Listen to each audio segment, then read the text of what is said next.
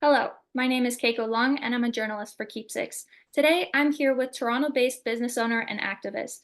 She has dedicated herself to highlighting Black histories, hair, and identity in Canada and has many more cards up her sleeves.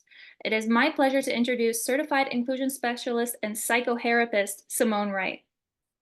Hi, Keiko. How are you? I'm great. How are you? Thank you so I'm much for doing joining. well. Thank you for the invitation. I appreciate it. So, can you tell me a little bit about how you got into this line of work? Yeah, so it wasn't something that I had initially planned on getting into.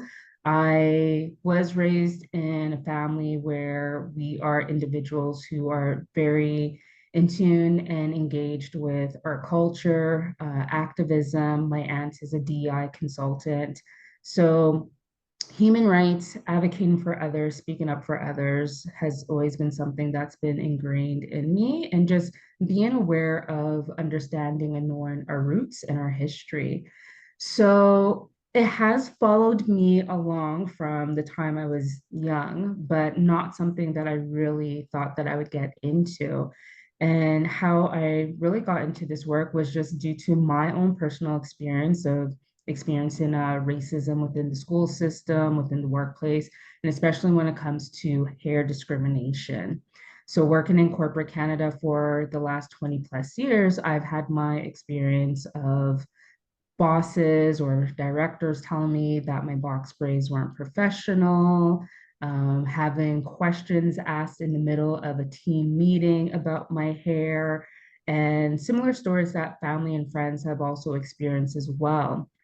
And it was one particular experience that I had that led me to this activism work that I'm doing within Pardon the Roots. And that was when I was part of a workplace diversity, equity, and inclusion session on the topic of covering. So people not bringing their whole self into the workplace. And there's different aspects of covering. And one of the examples that was used was appearance. And the example that was given for appearance was a Black woman straightening her hair to hide her appearance. Now, there is some validity with the statement that was made, but there wasn't any kind of reference or historical context that was provided.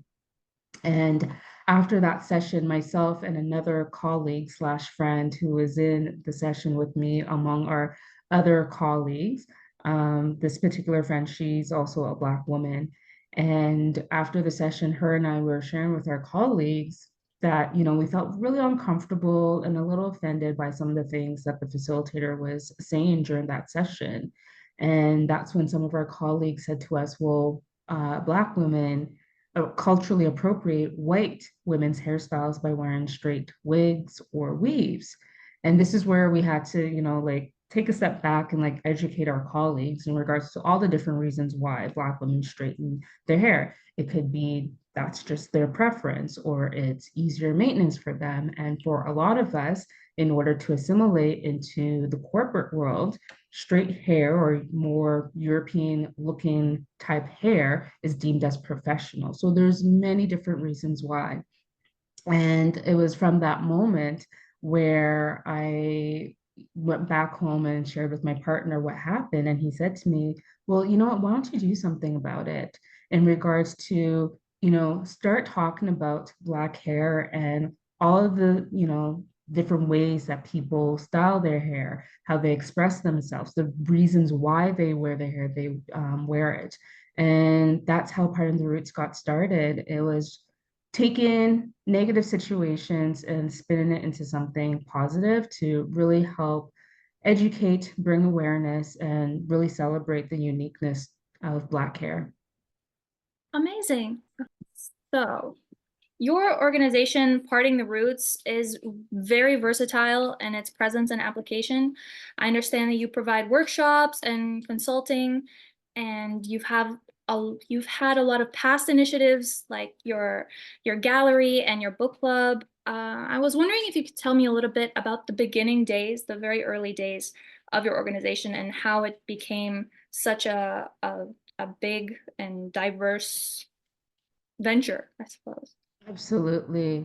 So from that moment where I had that experience of the DEI workshop or session at my previous company and the comments that was made about Black women straightening their hair, I took it upon myself to start doing my own research on Black hair. So yes, I am a Black woman. Yes, I have Black Afro textured hair, but I didn't really know a lot about my hair. And as someone who is a descendant of the European slave trade, during that time, enslaved Africans, they were, taken away from the continent and brought to the Americas. And during that passage, not only were we stripped away from our culture, our language, our, customs and traditions and routines, that included the customs, the traditions and routines when it came to hair maintenance and hair care. So I didn't really know a lot of the significance of the different hairstyles and like the hair maintenance and hair care practices. So it was an opportunity for me to do the research to understand the history of my hair, but also for me to connect to my roots, hence, parting the roots. So during the early stages, it was just a lot of, just trying to find any kind of books, literature on Black hair. And this was in 2016, 2017. And during that time, there wasn't really a lot of books on Black hair. So I was searching, far and wide for any kind of information for me to, really start to enlighten myself. And it was one book by Lori Tharps called Hair Story that really provided that foundation for me. And through that book, I started to post Black hair history facts. And I started doing this in February of 2017. So each day within February for Black History Month, I would post a Black hair history fact. So with that, I would incorporate my own personal story with my hair journey, as well as family and friends. They participated with this little Instagram project that I was doing. And after the month of February, I was getting a lot of great feedback from individuals and engagement. And I said, you know what, this is something that I should continue on with. So from time to time, I would post Black history facts on social media. And a friend of mine who was really pivotal in the early startup of Pardon the Roots, Carly Friesen, she helped me with the Black hair art exhibit that we launched in January of 2019, which led into Black History Month. And with that Black hair art exhibit, what we did was we had different sections within the gallery space, which was like a chronological history of Black hair. So stemming from pre-colonial Africa, understanding the significance, the meaning of the different hairstyles across the different tribes, getting into the impact on Black Afro-textured hair during slavery, and then getting into to today where we see the policing of Black hair. During that art exhibit, I also had a panel discussion of individuals across all genders and got them to share their hair experience. So it was an opportunity for people to come together in community. For some individuals, a sense of healing, and for others, it was education. And as we know, what happened in 2020 with the pandemic, I wasn't able to continue on with the in-person art exhibit. So I actually took the art exhibits from in person to the virtual space. And that's how the workshops came about. So I started to curate, I guess if you want to call virtual field trips, as some of the schools called it when I first started doing the virtual workshops with them. But I brought it to the virtual space and then was able to expand not only within the school system, but with different organizations and also with the foster care system. So now I am doing workshops both in person and virtually. and also just doing any additional consulting on the side for organizations and just getting my hands involved with any kind of projects pertaining to Black hair, Black Canadian identity, and really just being an advocate for racialized, marginalized communities. Amazing. Right. It goes to show how something small can, really evolve into something through consistency. Exactly. Hmm. What about anything that you've done in your activism journey has been the most fulfilling for you, would you say? So, few things. When I do my workshops, it's a combination of, depending on who the audience is, if I am presenting to a Black audience, it's the opportunity for people to release and to share their hair story, their hair journey, their experiences with me, and for us to just come into community together and provide that safe space of healing and getting any kind of like guidance or any kind of um, just affirmations in regards to understanding that we are beautiful, our hair is unique, we have agency to wear it however we want to wear it, if it's straight, curly, braided, whatever it is. But it's again to really provide that space of healing and just coming together in community. The other aspect is when I do these workshops and it's individuals who don't have the experience of having Black Afro textured hair, it's that aha moment or something clicks into them. So, for example, a success story would be most recently, I did a workshop with a group of teachers at an all girls private school. And after that session, one of the teachers, it was actually a white male gym teacher, and he came up to me and he said to me, thank you for this session because it provided a lot of perspective for me in the sense that he would have some of his Black female students who wouldn't participate in certain gym activities, particularly swimming. And within the Black community, we understand when it comes to swimming, depending on this type of hairstyle that you have, it may be more challenging for us to do a gym class where maybe your swimming class is at 11 o'clock in the morning. And our hair, depending on the hairstyle, but if it's not in a protective hairstyle, it can take a long time for us to dry our hair and style our hair. Now, this is during the school day. So Right. during that session, I had to educate to the teachers, different aspects when it comes to camp or when it comes to gym class, that for certain individuals, when we have our hair in certain styles, we can't just get it wet as easily and, just dry it and style it within 30 minutes.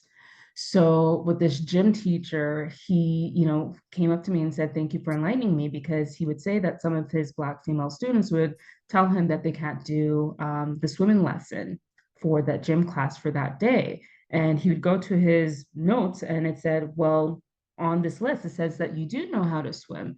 And they would say, well, I can't because of my hair. So he thought it was because of vanity reasons. And now, because I provided the explanation for him, like for some of us, we can't just, style and dry our hair within 30 minutes. It takes extra time. So we can't be taking up that time during the school day to do our hair.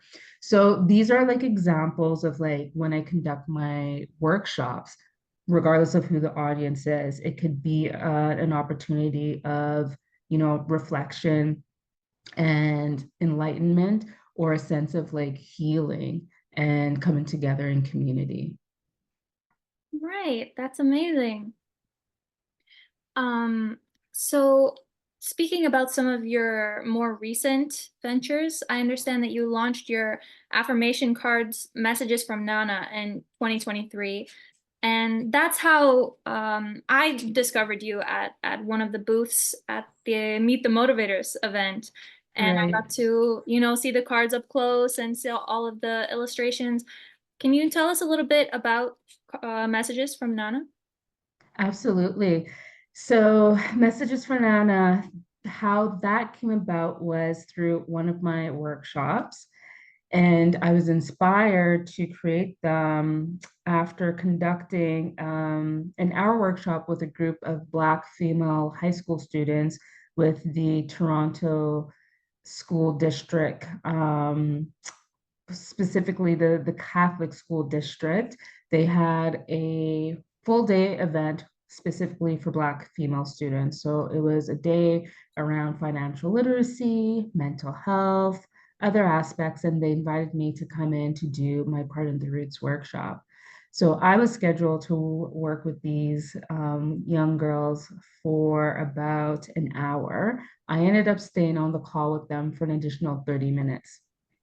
And during this extension, the 30 minutes, all of the individuals were sharing with me all of the things that they were experiencing, from teachers making negative comments about their hair, their ballet teacher telling them they have to style their hair a certain way, but physically they couldn't, students touching their hair, sticking pieces of papers and pens in their hair. So I was there to provide, guidance and encouragement and, different rebuttals and I guess affirmations in regards to the things that they were experiencing. And after I left that session, I felt really disheartened because I was like, this is the exact same things that I was dealing with 30 years ago when I was their age. So I thought to myself, what is it that I can create that is tangible that would have helped me at that time in my life, and what would help them currently? And I came up with the affirmations because I'm someone who does use tarot cards and affirmation cards. And I felt that having, the opportunity of something tangible, something that you can like pick up on a daily basis could, really promote that sense of like upliftment, promote that sense of self-love and empowerment. So that summer, this was the summer of 2022 when I had that workshop, I just started free writing. So I was just remembering certain situations that I was in and didn't have the voice to speak up at that moment. I was thinking about other things that some of my friends and family members went through. And literally, I just like provided rebuttals and turned those rebuttals into affirmations. So that was the inspiration behind the cards. Awesome, amazing. Yeah, it's interesting to hear that they're all from like authentic and very, what's the word I'm looking for? Somewhat like intimate experiences. Like they're very close to Mm-hmm. home, and I feel like that just makes it's so much more personal. Mm-hmm. Absolutely. Absolutely. So I understand that you worked with an illustrator to create the cards. How was it finding them and also collaborating with them? Yeah, so I wanted to make sure that the individuals that I worked with on this project, they were individuals who identified as Black. So the illustrator as well as the editor, both Black individuals. And with the illustrator, it was a really great experience working with them because they had that firsthand experience in regards to, hair discrimination, not feeling confident about their textured hair. So it was easy for me to be able to convey the imagery and the message that I wanted to present with these cards. So it was a great collaborations in regards to they were able to input some of their own personal experience along with collaborating my experience to develop these cards. Amazing. Okay, could you also tell me a little bit about the title psychotherapist? Oh, absolutely. I'm a certified psychotherapist, and what a psychotherapist is, it's a certification through the psychotherapy program. So, psychotherapy was founded by Dr. Afia Mbiliki, who is a psychotherapist as well as a hairdresser based in Boston.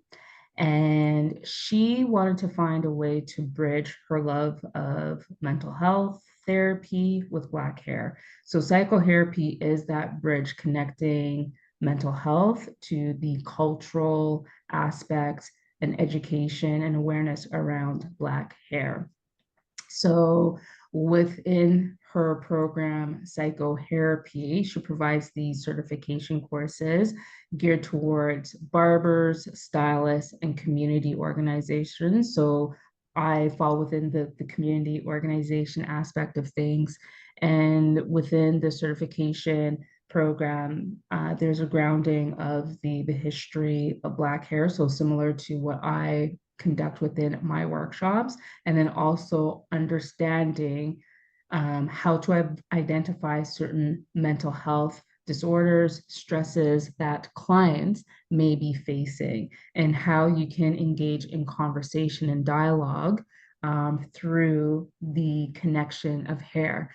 Because your barber, your hairstylist, a lot of them, they're able to see what's happening to you before your doctor or even you may know. And I'll share an experience with that with you.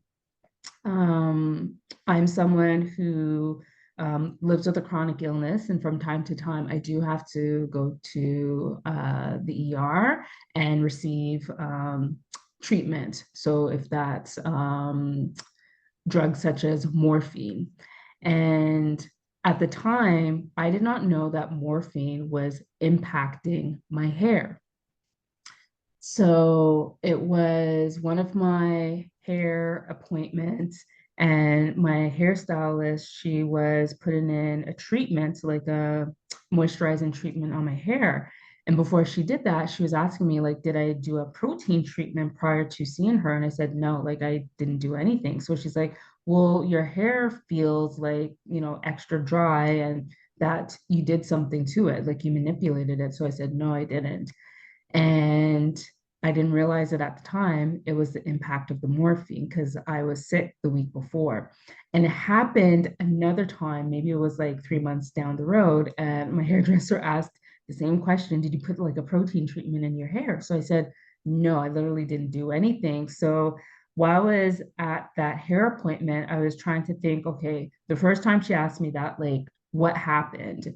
And the second time, what happened? So we made the connection that it was when I went to the hospital and I had to get morphine. That was the morphine that was impacting my hair. So we did a Google search and we realized that morphine stays in your system for a certain period of time, but it can stay in your hair for up to 90 days.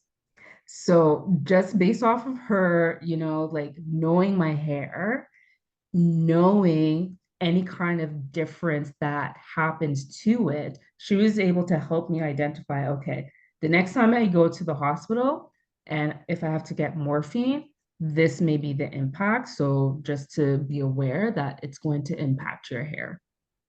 That's so interesting. I would have never thought so.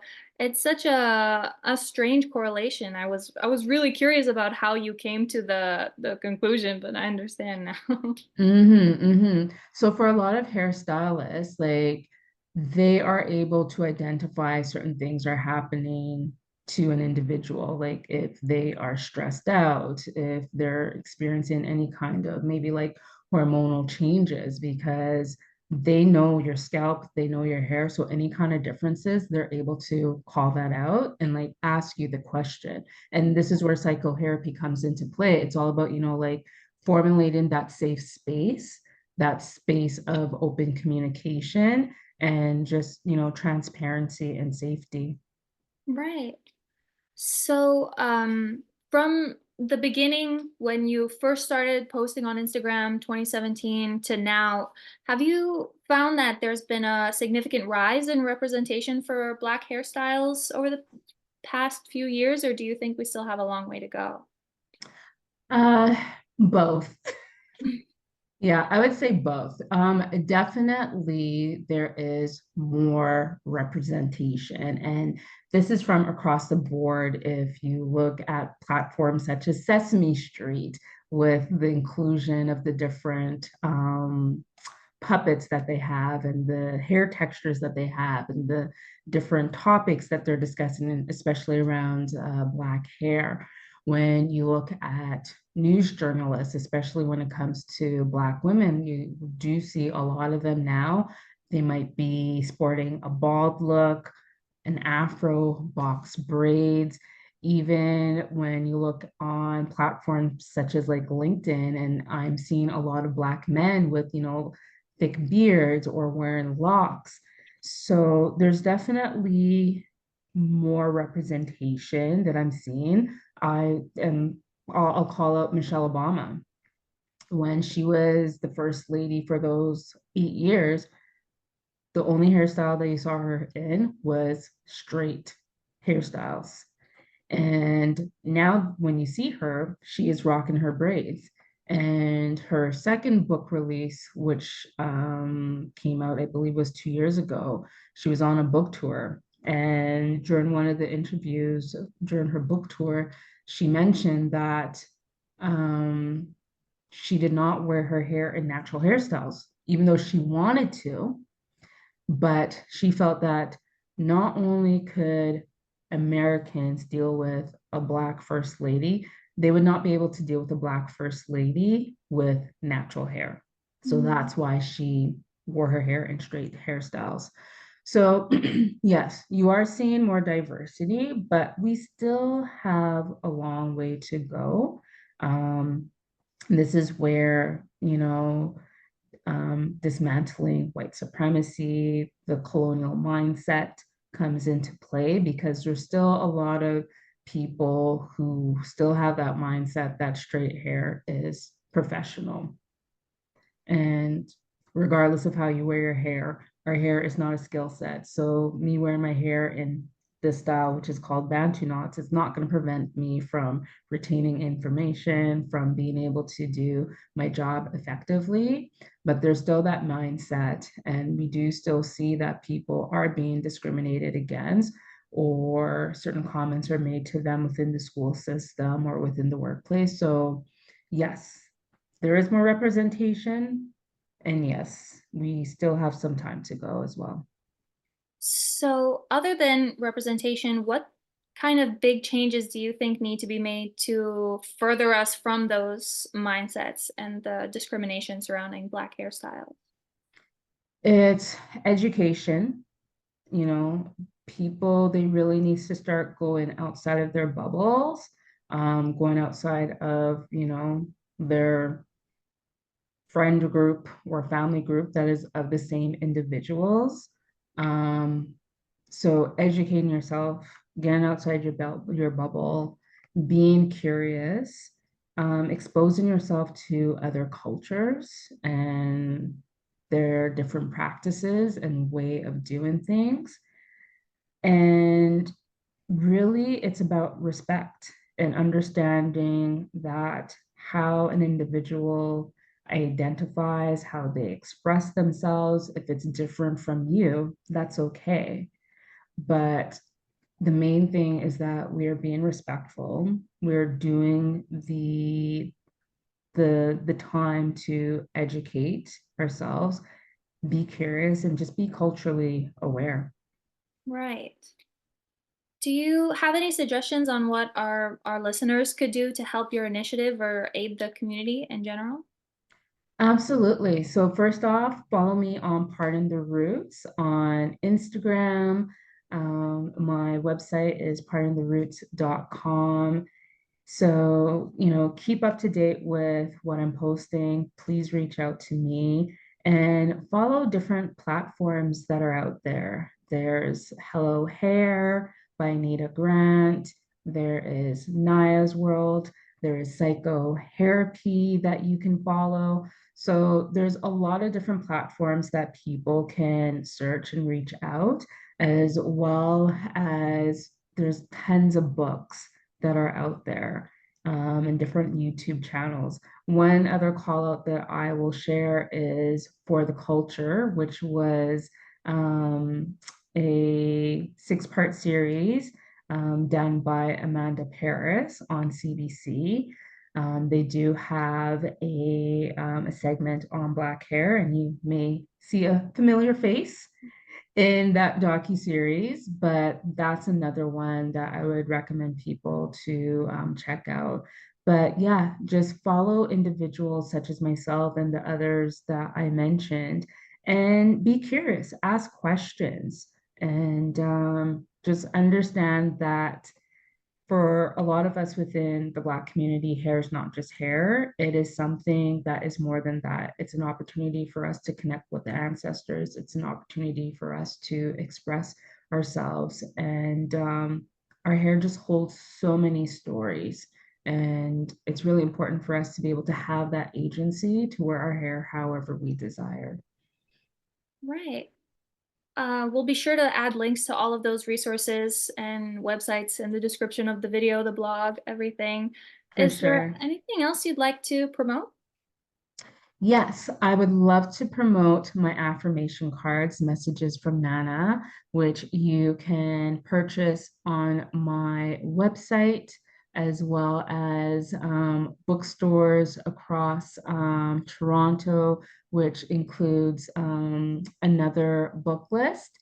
But yes, I would love to promote Messages from Nana. It will be an opportunity for individuals to share with their loved ones who may need that boost of confidence when it comes to their hair. And it doesn't matter what gender, what age you're at, everyone has a very public and intimate relationship when it comes to their hair, but even more so within the Black community. So these cards will be really supportive and helpful for that. And even for individuals who aren't Black, these cards can be used as an educational tool.